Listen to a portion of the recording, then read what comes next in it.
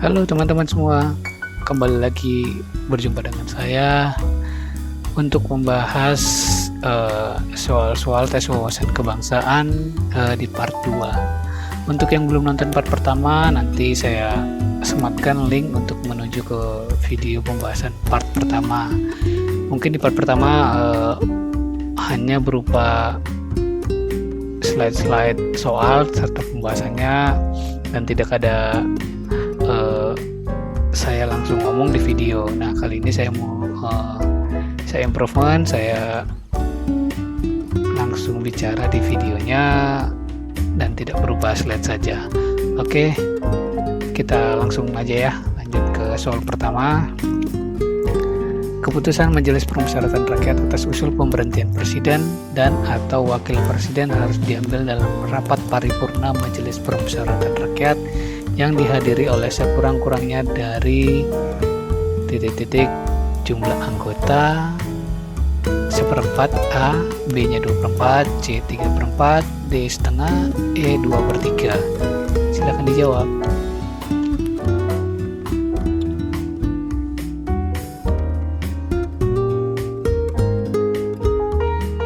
Jawabannya ialah C.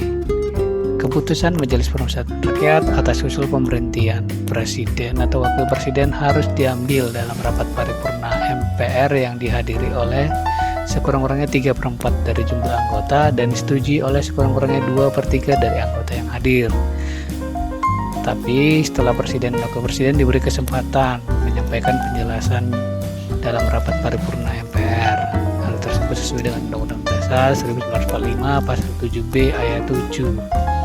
Jadi jangan terbalik ya guys, sekurang-kurangnya 3/4 dari jumlah anggota dan disetujui sekurang-kurangnya 2/3 dari anggota yang hadir. Jadi 3/4 jumlah anggota dan di dalam ketika di 3/4 itu sedikitnya 2/3 dari jumlah anggota yang hadir. Jadi jawabannya C ya guys. Soal berikutnya, pemerintah dalam arti sempit meliputi MPR, DPR, rakyat, presiden, wakil presiden, wakil presiden, menteri-menteri, C, rakyat dan MPR, D, DPR, DPD, MPR, E, presiden, MPR, rakyat. Silakan dijawab.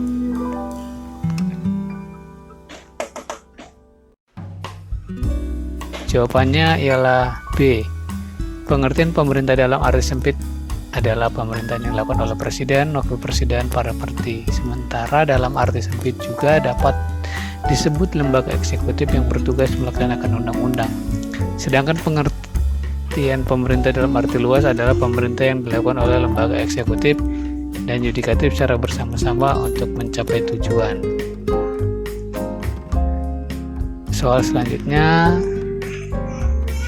KTT Gerakan Non-Blok ke-17 pada tahun 2015 dilaksanakan di kota A. Teheran, B. Suriname, C. Kolombia, D. Jakarta, E. Caracas. Silakan dijawab.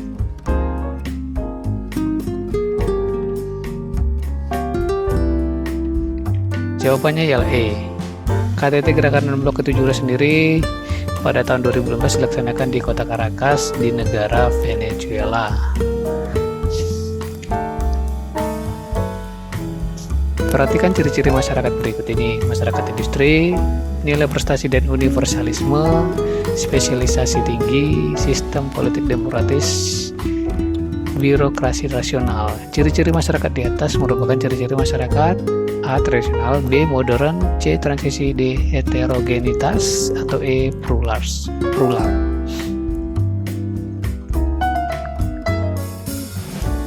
Jawabannya ialah B. Ciri-ciri masyarakat modern yaitu masyarakat industri, nilai prestasi dan universalisme, spesialisasi tinggi, sistem politik demokratis, birokrasi yang rasional. Selanjutnya, sumber penerimaan pendapatan yang berasal dari pinjaman daerah dalam negeri adalah salah satunya bersumber dari A. Pinjaman bilateral, B. Pinjaman multilateral, C. Penerbitan obligasi daerah, D. Dana alokasi umum, dan E. Hasil restribusi daerah. Jawabannya ialah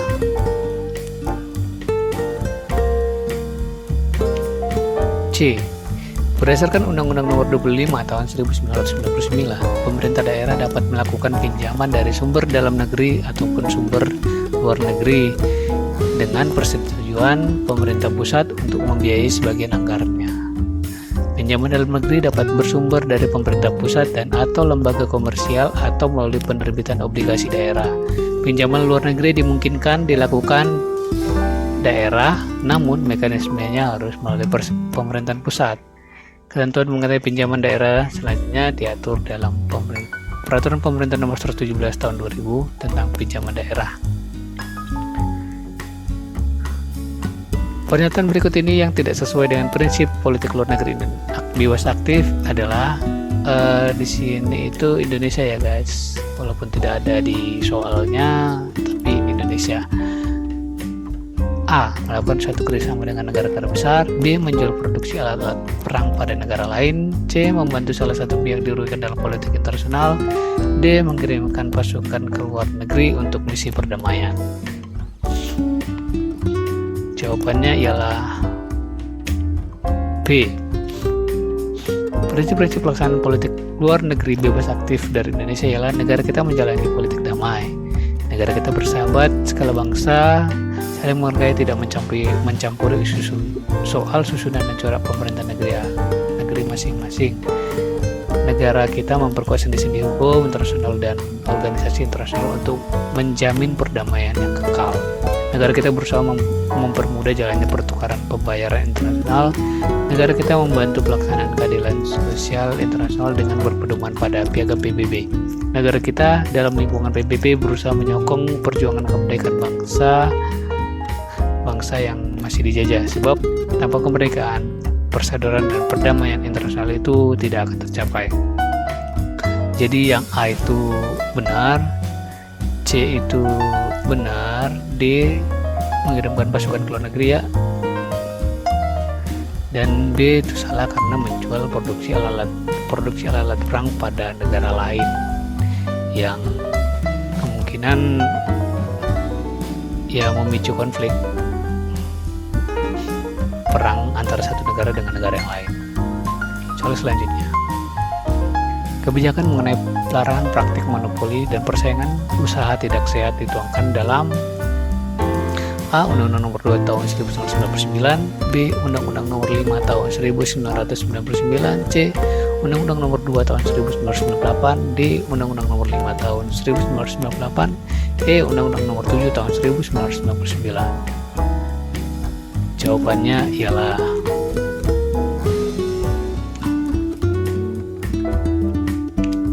B. Undang-Undang Nomor 5 Tahun 1999 berisi mengenai larangan pemerintah untuk melakukan monopoli dan persaingan usaha tidak sehat karena dapat menyebabkan kecemburuan sosial, perselisihan, dan akan merugikan pihak-pihak yang lain. Soal selanjutnya, prinsip-prinsip dasar demokrasi telah tercermin dalam kehidupan masyarakat desa, terutama pada saat mengatasi pekerjaan yang membutuhkan tenaga bersama, yaitu dengan cara di bawah ini, kecuali A. Partisipasi, B. Berdoa, C. Kerja bakti, D. Gotong royong, E. Sumbangan. Jawabannya ialah B. Prinsip-prinsip dasar demokrasi telah tercermin dalam kehidupan masyarakat desa, terutama pada saat mengatasi pekerjaan yang membutuhkan tenaga bersama, yaitu partisipasi, kerja bakti, gotong royong, dan sumbangan. Jadi berdoa bukan merupakan salah satu prinsip dasar demokrasi ya guys. Berikutnya, dalam kurun waktu 1945 sampai dengan tahun 1949 di Indonesia terjadi perubahan sistem kabinet presidensial menjadi sistem kabinet parlementer melalui suatu maklumat yang dikeluarkan pada tanggal A. 14 November 1947, B. 24 November 1949, C. 14 November 1945, D. 14 November 1949, dan E. 18 November 1949. Jawabannya ialah C. Pembahasan dalam kurun waktu 1945 sampai dengan 1949 di Indonesia terjadi perubahan sistem kabinet presiden menjadi sistem kabinet parlementer melalui suatu maklumat yang dikeluarkan pada tanggal 14 November 1945. Jadi jawabannya C ya guys, 14 November 1945. Ada 3 yang mirip tuh 14 November. Jadi kalau soal-soal seperti ini emang harus detail tanggal, bulan, dan tahunnya. Oke, sekian dulu pembahasan soal-soal yang saat ini kita bahas ya guys. Mudah-mudahan video ini memberikan manfaat bagi kita semua, dan juga mohon bantuan like, comment, and subscribe dari teman-teman semua agar channel ini bisa terus berkembang, memberikan manfaat bagi para penonton sekalian. Oke, sampai ketemu di video selanjutnya. Bye.